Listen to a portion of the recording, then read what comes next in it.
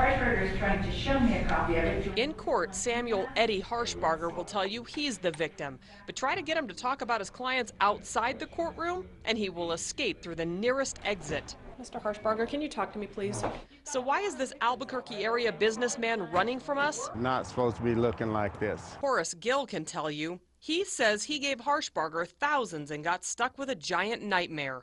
They cracked the stucco when they put these in.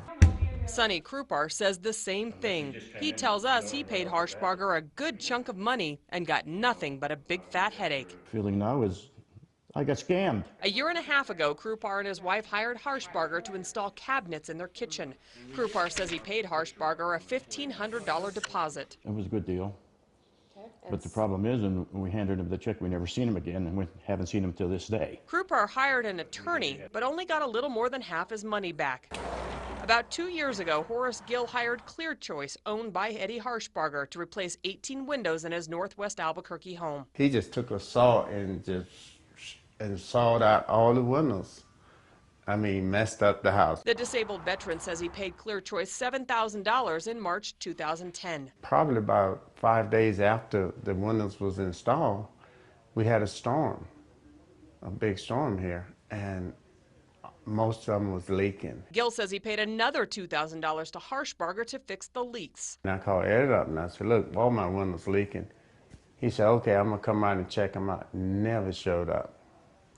Never showed up. Gill paid another window installer who told them these windows shouldn't even have been installed in Gill's stucco house. This window here is supposed to be flush up against the wall, not this much gap in between here.